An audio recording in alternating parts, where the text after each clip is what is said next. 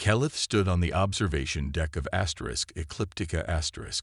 Her long, shimmering fins draped over her shoulders like a cloak.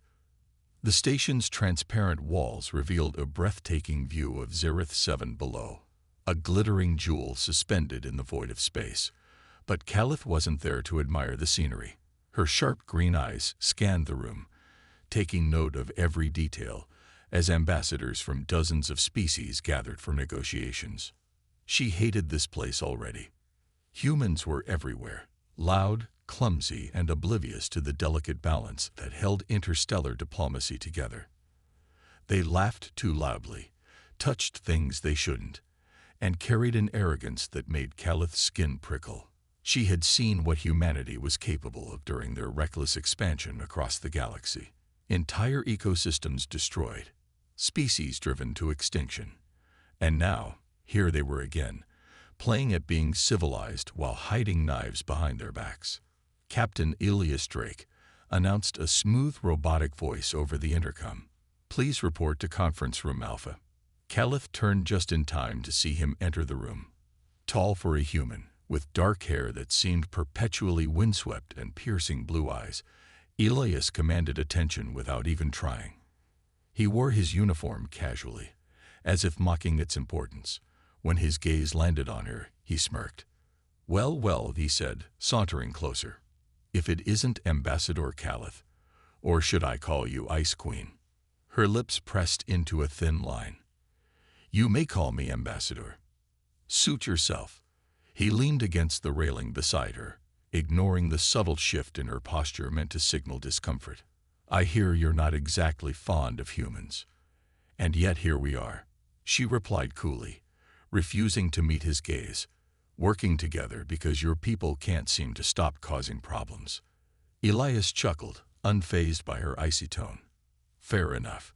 But maybe if aliens like you gave us a chance instead of judging us based on old grudges, we wouldn't have so many issues." Kelith stiffened. How dare he speak to her like that? As if centuries of destruction could be dismissed with a shrug. Before she could retort, alarms blared through the station. Red lights flashed, and panicked voices filled the air. "Sabotage detected in Sector B," shouted someone nearby. "All personnel evacuate immediately." Chaos erupted around them. Delegates scrambled toward exits, shouting orders or crying out in fear. Kelith moved swiftly, determined to maintain order among the panic. But as she passed a corridor leading to the energy core, the very thing they'd come to negotiate about, she noticed smoke billowing from within. "Wait," she called out, turning back. No one listened. Then Elias appeared beside her, grabbing her arm. "What are you doing? We need to get out of here."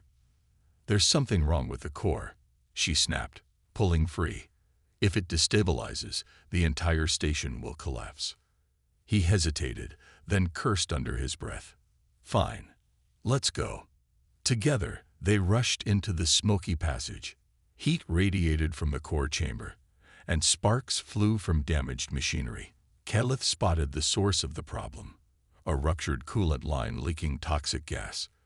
Without hesitation, she grabbed a nearby containment unit and began sealing the leak. "Are you insane?" Elias shouted, shielding his face from falling debris. "That stuff will kill you." "It won't kill me," she shot back. "But it might kill everyone else if I don't fix it." Suddenly, part of the ceiling collapsed, trapping her leg beneath a heavy beam. Pain shot through her body as she struggled to free herself. Just as the world started to blur, strong hands gripped the metal, lifting it off her with surprising strength. "Come on," Elias urged, dragging her away from the danger zone. They barely made it outside before the core exploded, sending shockwaves rippling through the station. Back in safety, Kelith leaned against a wall, catching her breath. For the first time, she looked at Elias differently, not as an arrogant human, but as someone who had risked his life for hers. "You didn't have to do that," she murmured, avoiding his eyes. "Yes, I did," he replied simply. Then, after a pause, he added, "Maybe humans aren't all bad, huh?" She didn't answer, but deep down, A tiny crack formed in the wall she'd built around her heart. The sabotage attempt left *Ecliptica* in disarray. Delegates were evacuated to temporary quarters, negotiations were postponed, and tensions between species ran higher than ever. Calith sat alone in her assigned cabin, staring at the faint bruises on her arms from the beam that had trapped her. Her mind kept replaying the moment Elias had pulled her free, his voice steady despite the chaos around them. She hated owing anyone, especially a human, but she couldn't deny the truth. Without him, she might not have survived. A knock at the door interrupted her thoughts. She sighed, expecting another nervous diplomat seeking updates. Instead, Elias walked in uninvited, carrying 2 steaming cups of what looked like coffee. He held one out to her with a lopsided grin. "Peace offering," he said simply. Calith raised an eyebrow, but took the cup cautiously. "You're either very brave or very stupid, Captain Drake. Call it confident." He leaned against the wall, sipping his drink. "Besides, I figured you could use some company after today's excitement." For a moment, neither spoke. The silence stretched until Calith finally broke it. "Why did you do it? Risk your life for me?" He shrugged, as if saving someone from certain death was no big deal. "Because it was the right thing to do. And because," he hesitated, then added, "because you remind me of myself sometimes. Stubborn, determined, willing to put everything on the line for what you believe in." Her lips twitched, almost forming a smile before she caught herself. "Don't mistake this for gratitude. I still think humans are reckless. And yet here we are, working together again," he countered, gesturing toward the files scattered across her desk. They contained evidence they'd gathered so far about the sabotage, an incomplete puzzle missing key pieces. Calith frowned. Whoever was behind the attack knew how to cover their tracks. Security footage had been wiped, and witnesses claimed not to remember anything useful. Something felt off, like they were being toyed with. It wasn't just random violence, it was calculated. "We need answers," she said firmly, "and sitting here isn't going to get us any closer." Elias nodded, setting his empty cup down. "Then let's go find them." Their search led them deep into the station's underbelly, a labyrinth of maintenance tunnels and forgotten storage units. It was a grimy, claustrophobic place where shadows danced along rusted walls. Every step echoed ominously, making Calith hyper-aware of their vulnerability. Still, she refused to show fear, even when Elias glanced back to check on her. They eventually stumbled upon a hidden compartment containing stolen data chips. As Calith examined them, her sharp eyes caught something unusual, a fragment of code linked to Earth's military databases. Someone high-ranking was involved. "This is bigger than we thought," she murmured, showing the chip to Elias. "Whoever's doing this has connections everywhere." His jaw tightened, "which means we can't trust anyone, not even our own people." As hours turned into days, their partnership grew stronger.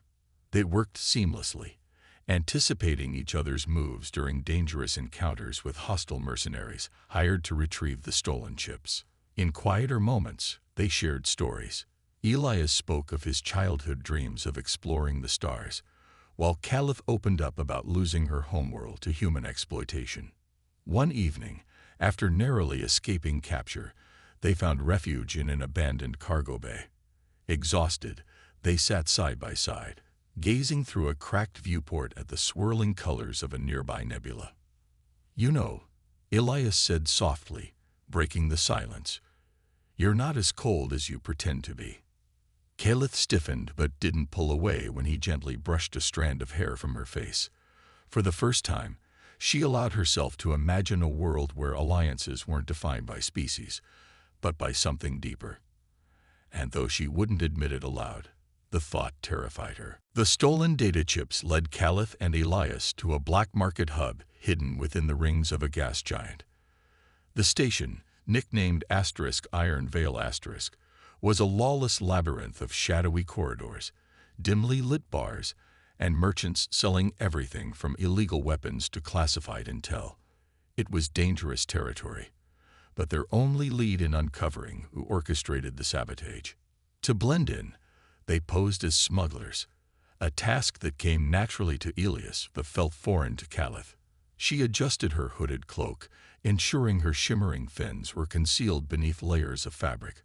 Her discomfort grew with each step through crowded market stalls, where humans haggled loudly while aliens muttered in guttural tongues.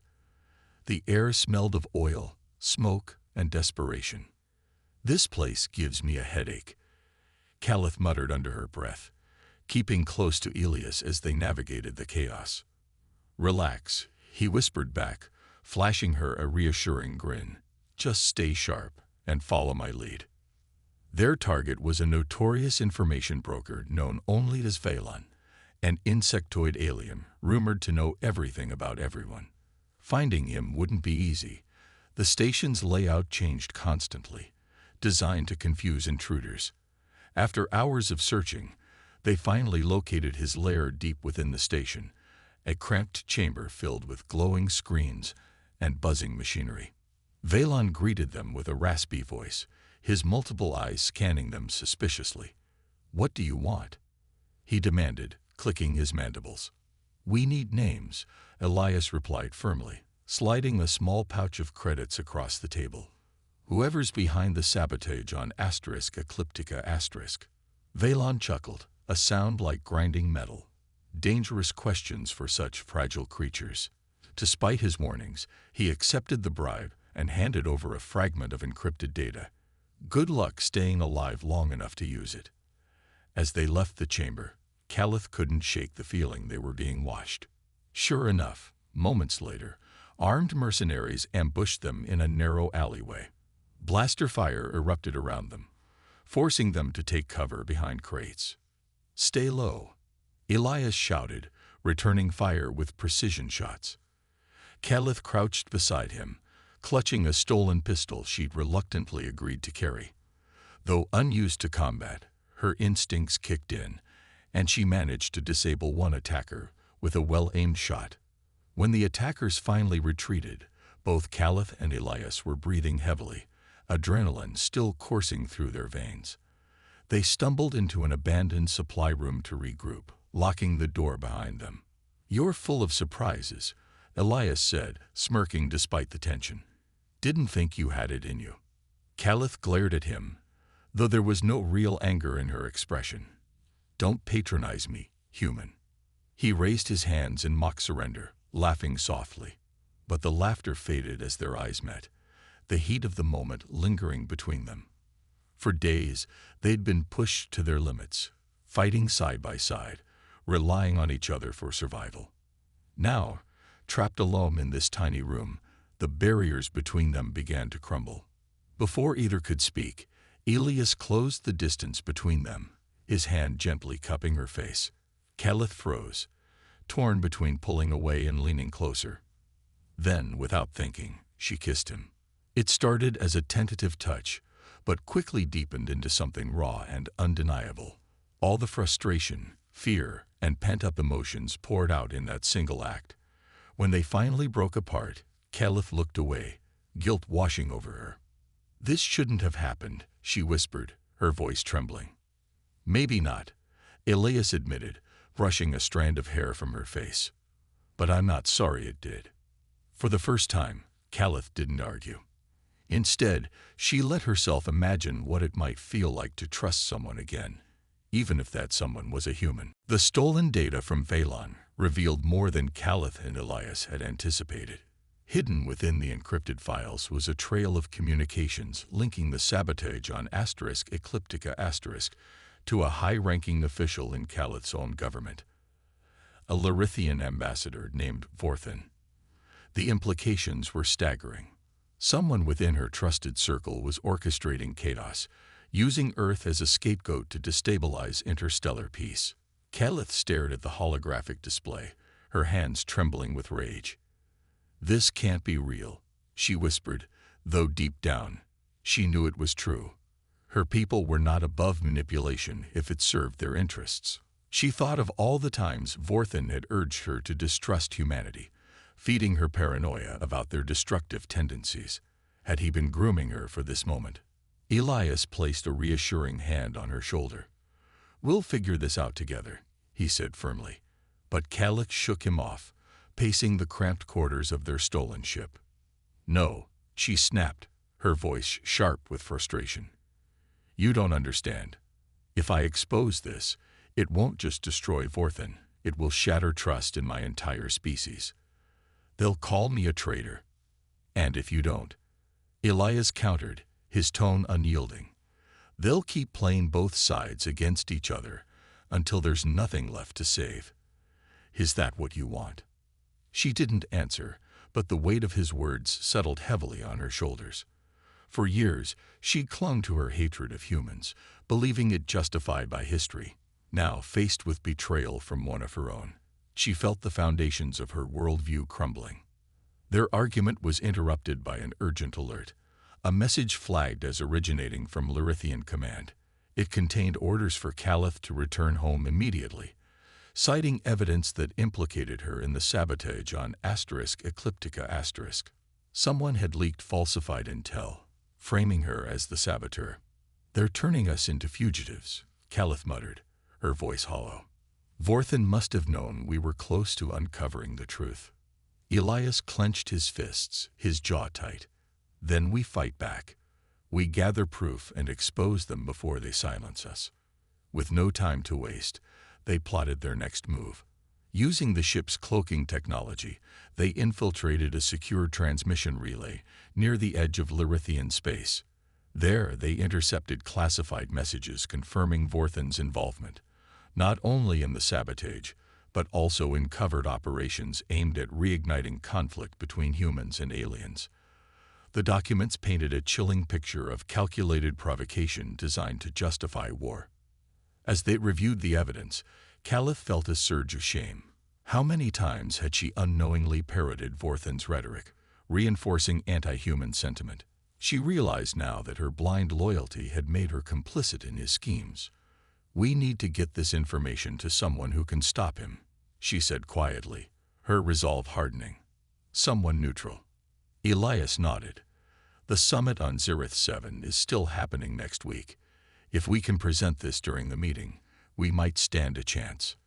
But reaching Zerith 7 wouldn't be easy. Bounty hunters loyal to Vorthen were already hunting them, forcing them to take dangerous shortcuts through asteroid fields and radiation zones. Each jump brought them closer to safety and further into danger.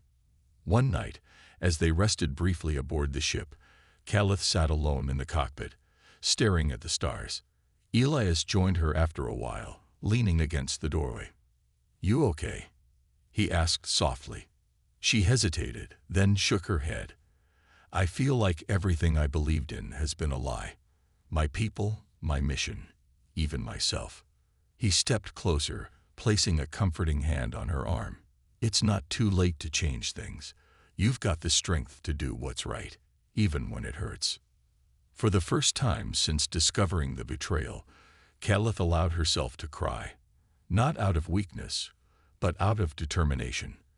Whatever came next, she vowed to see it through, for herself, for Elias, and for the fragile hope of peace across the galaxy. The summit on Zerith 7 was held aboard the grand orbital station Orion *, a glittering marvel of architecture that symbolized unity among species. Delegates from across the galaxy gathered to finalize a historic treaty aimed at preventing future conflicts. For Caliph and Elias, it represented their last chance to expose Vorthen's conspiracy, but getting there alive would require every ounce of skill and luck they possessed.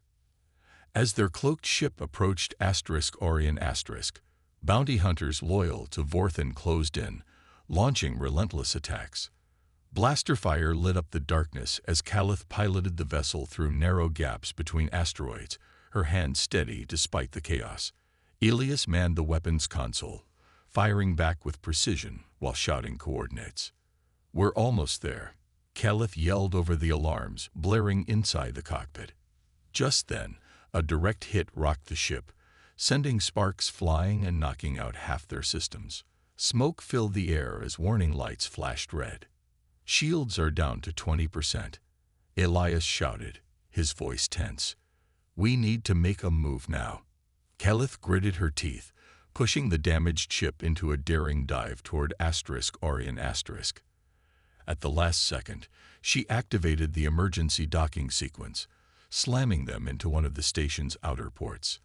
The impact jolted them both, but they were safe. For now. Disguising themselves as maintenance workers, they slipped into the crowded corridors of Orion *, clutching the encrypted data chips containing proof of Vorthan's betrayal.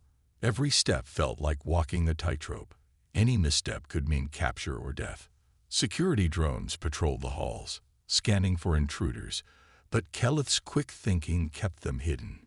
Finally, they reached the main conference hall, where delegates were deep in discussion.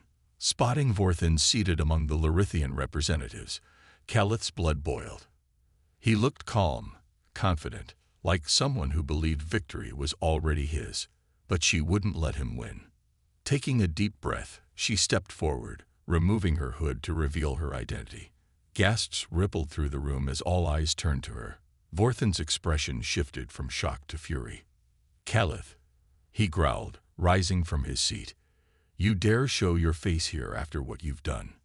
"I'm not the traitor," she shot back, her voice cutting through the murmurs. Holding up the data chip, she continued, "This contains evidence of your crimes. Your sabotage, your lies, your plans to reignite war. You framed me to cover your tracks." Vorthan sneered, turning to the assembled delegates.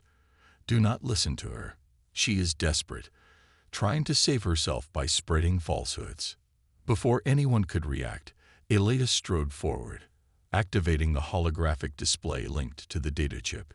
Images and documents flooded the room, undeniable proof of Vorthan's treachery. Murmurs turned into shouts as delegates demanded answers.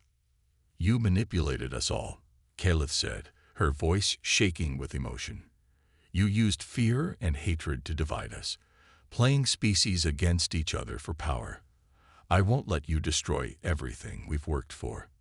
Security forces moved to detain Vorthan, but he wasn't going quietly. Drawing a concealed weapon, he fired wildly, causing panic.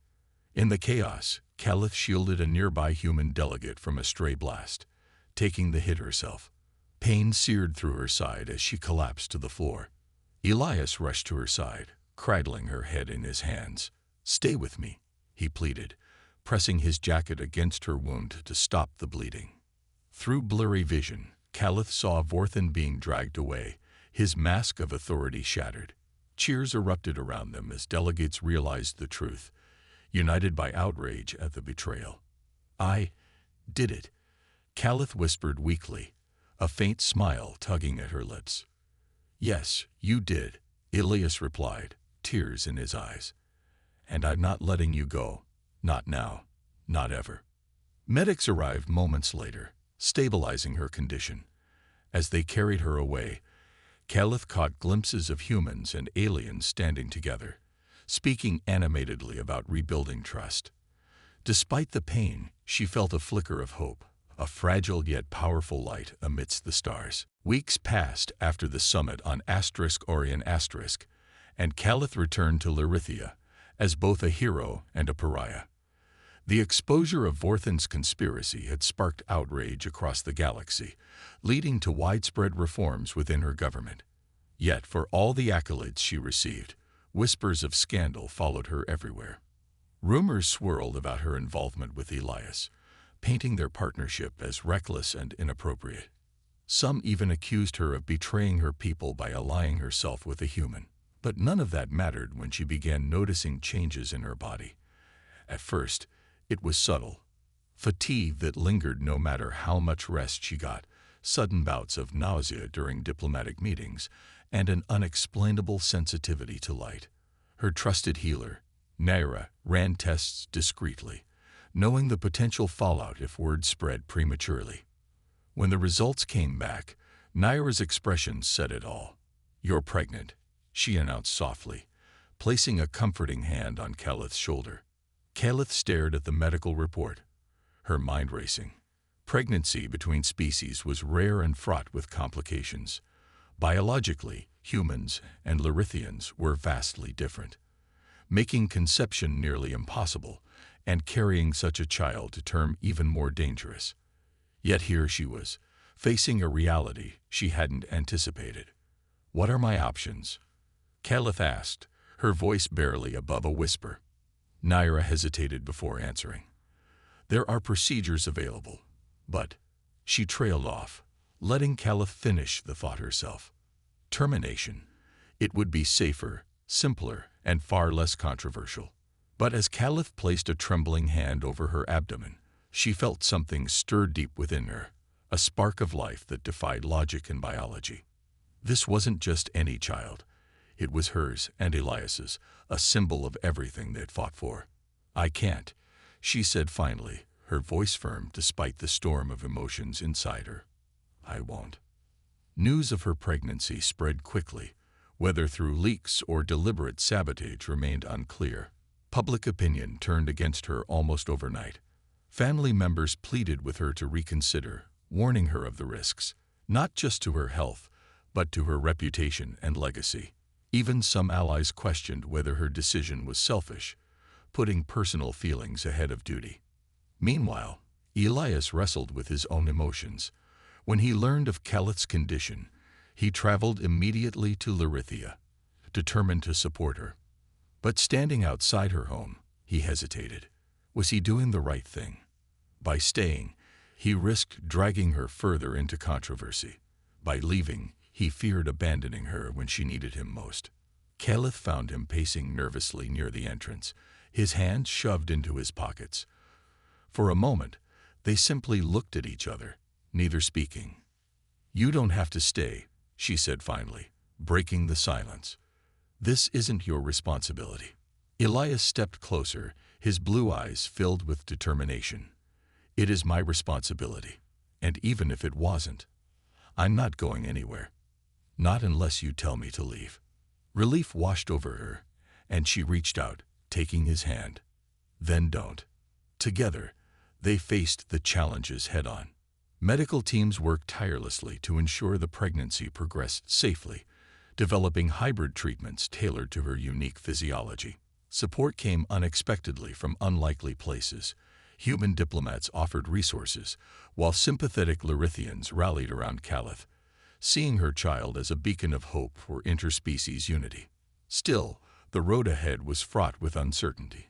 As Caliph lay awake one night, feeling the faint flutter of movement within her, she realized this journey would test every ounce of strength she possessed. But looking at Elias asleep beside her, his face peaceful in the dim light, she knew one thing for certain. Whatever happened next, they would face it together. For the first time in her life, Caliph allowed herself to dream of a future where love transcended boundaries, and where their child might grow up in a world free from fear and prejudice. The day of the birth arrived under a sky painted with swirling auroras, a phenomenon unique to Larithia's polar regions. Caliph lay in a specially designed medical chamber, her body supported by advanced technology, blending human and alien science. Around her, a team of doctors worked tirelessly, their faces masks of concentration. Elias stood nearby, gripping her hand tightly, his knuckles white from the effort. "It's going to be okay," he whispered repeatedly, more to himself than to her. But Caliph didn't need reassurance. She had made her choice long ago, and now there was no turning back. Hours stretched into what felt like eternity. The delivery was fraught with complications, each moment testing the limits of both mother and child. At one point, Caliph's vitals dropped dangerously low, and panic rippled through the room. But then, amidst the chaos, came the sound they'd been waiting for, a soft cry that echoed through the chamber. "It's alive," said the lead doctor, holding up the tiny newborn wrapped in a shimmering blanket. "A hybrid." Caliph exhaled sharply, tears streaming down her face as she reached out weakly. Elias carefully placed the baby in her arms, his own eyes glistening with emotion. For a moment, all noise faded away, leaving only the three of them cocooned in warmth and wonder. The child bore traits of both parents, delicate fins along its spine reminiscent of Caliph's heritage, and faintly tanned skin hinting at Elias's human ancestry. Its eyes fluttered open briefly, revealing irises that glowed faintly, an otherworldly blend of green and blue. "She's perfect," Elias murmured, brushing a finger gently against the infant's cheek. Caliph nodded, exhaustion giving way to overwhelming joy. "She is." Word of the successful birth spread quickly, sparking reactions across the galaxy. Some hailed the child as a miracle, a living symbol of hope and unity between species. Others condemned Caliph and Elias, accusing them of arrogance for bringing such a fragile life into a hostile world. Protests erupted outside the medical facility, voices shouting both support and hatred. But none of it mattered to Caliph and Elias. They focused instead on building a new life together, blending traditions from their respective worlds. Caliph introduced Elias to ancient Larithian rituals, teaching him songs meant to soothe restless spirits. In return, Elias shared stories of Earth's history, showing how humanity had overcome divisions to strive for peace. Their daughter, whom they named Lyra, became the center of their universe. As she grew, so did the movement inspired by her existence. Interspecies families began forming alliances, pushing for policies that promoted coexistence rather than conflict. Slowly but surely, the tide shifted toward acceptance. One evening, months after Lyra's birth, Caliph stood on the balcony of their home overlooking the ocean. Elias joined her, wrapping an arm around her waist as they watched the waves dance under the moonlight. "You know," he said softly, "when I first met you, I never imagined we'd end up here." "Neither did I," Caliph admitted, leaning into him, "but I wouldn't change a thing." In that moment, surrounded by love and possibility, Caliph realized something profound. Love wasn't about erasing differences, it was about embracing them, finding beauty in the spaces where two worlds collided. And as she glanced down at Lyra sleeping peacefully in her crib, she knew their family represented not just a new beginning, but a promise for the future. For the first time in centuries, the stars seemed brighter, their light carrying hope to every corner of the galaxy.